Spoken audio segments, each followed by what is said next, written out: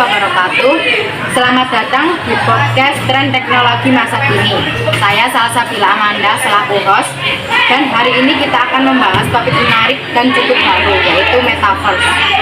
Istilah ini semakin banyak dibicarakan, tapi apa sebenarnya yang dimaksud dengan Metaverse? Dan bagaimana teknologi ini bisa mengubah kehidupan kita? Kita sudah sering mendengar kata Metaverse di dunia berita, media sosial, atau bahkan dari perusahaan-perusahaan teknologi besar yang sedang gencar mengembangkannya. Tapi bagi sebagian orang mungkin masih kurang jelas apa sebenarnya yang dimaksud dengan Metaverse. Hari ini bersama kita ada narasumber Pak Iful dengan jabatan guru yang akan membantu kita memahami lebih dalam mengenai dunia Metaverse dan pengertian dasar hingga potensi dan tantangannya di masa depan. Baik, untuk mengawali pembahasan ini, mungkin bisa dijelaskan terlebih dahulu apa itu Metaverse, bagaimana konsep Metaverse ini berbeda dari internet atau media sosial yang kita kenal sekarang. Oke, Metaverse itu adalah semacam kayak ruang sendiri antara kehidupan internet dengan kehidupan nyata. Dia berdampingan. Tentu yang saat ini itu yang paling banyak dikenal itu adalah AI namanya, atau AI, Artificial Intelligence. Jadi kemampuan untuk berpikir sendiri. Terus ada juga yang lagi ngetren dipakai di dunia game, namanya AR atau Augmented Reality atau VR. Itu VR yang pun juga sama, itu sebenarnya Metaverse. Dia bukan sebagai pemberi informasi atau pencari informasi, tapi dia sebagai semacam kayak asisten. Metaverse dia sebagai kayak asisten, kayak kita gunakan AI. Mungkin ada yang sudah sering pakai AI. Contoh, kita ngomong sama AI, atau kita ketik atau pakai suara AI, buatkan gambar saya ilustrasi tentang bunga berwarna-warni tumbuh di padang pasir.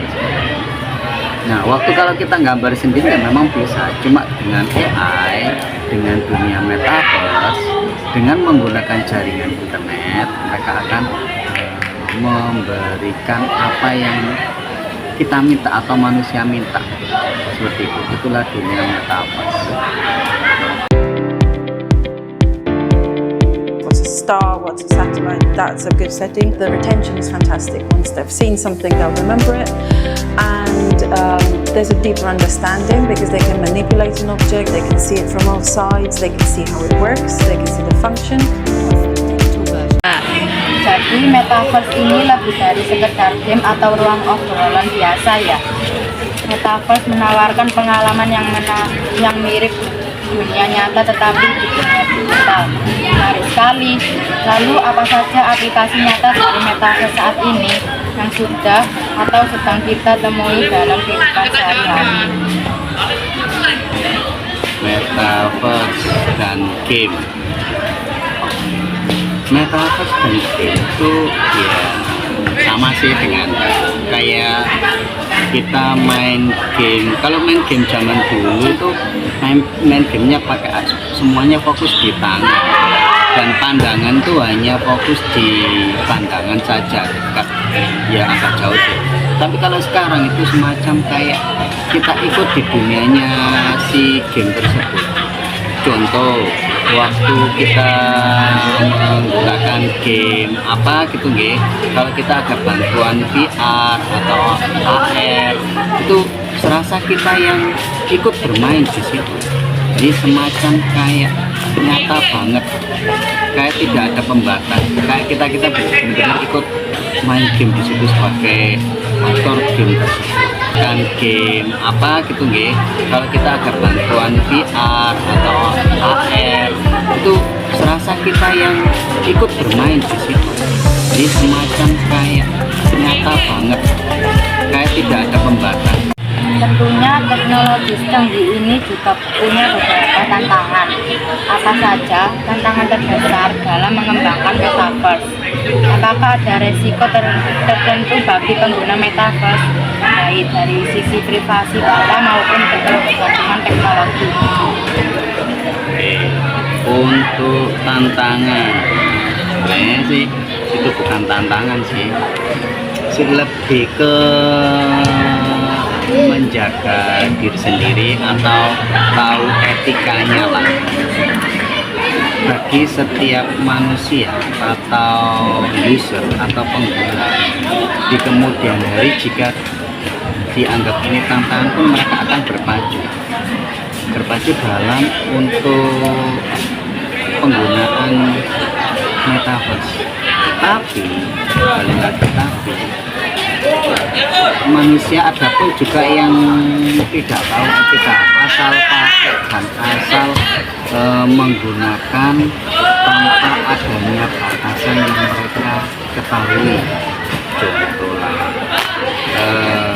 sewaktu dia melihat apa gitu ya, gambar atau apa, terus di metaverse-kan menggunakan teknologi, terus digunakan untuk hal yang tidak baik. Apakah nanti itu ada? Sangat, karena orang tersebut etikanya belum terjaga. Nah, itulah tantangannya bagi manusia di kemudian hari dengan adanya metaverse tersebut. Apa sih kekurangan terbesar dari manusia untuk tantangan ke depan?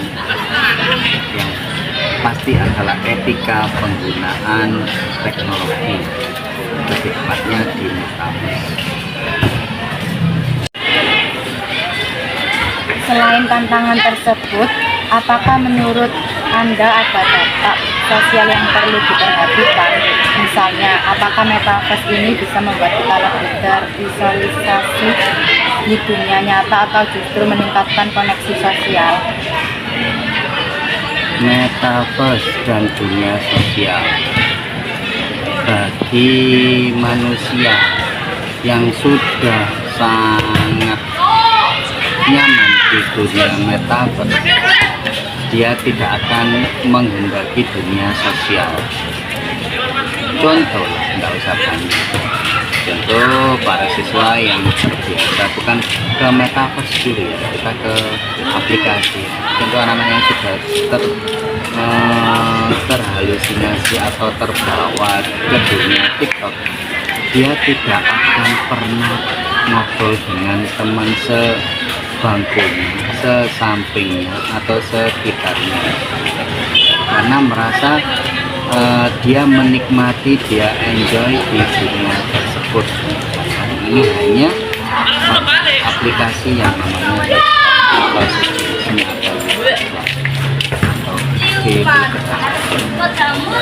jika kalau masuk ke dunia lebih mendalam lagi yang pakai VR, AI, AR, itu sudah tanpa kayak ada batasan. Nah, di situ akan menimbulkan dampak sosial yang sangat besar. Si pengguna akan sangat terisolir atau terisolasi, akan terkurung di dalam tempatnya sendiri. Contoh, terbiasa menggunakan VR di kamar, ya selamanya dia akan tetap di kamar dan dia akan menikmati dunia metaverse tersebut dengan menggunakan alat yang mereka punya, termasuk VR dan AR. Itu sangat terisolir untuk manusia.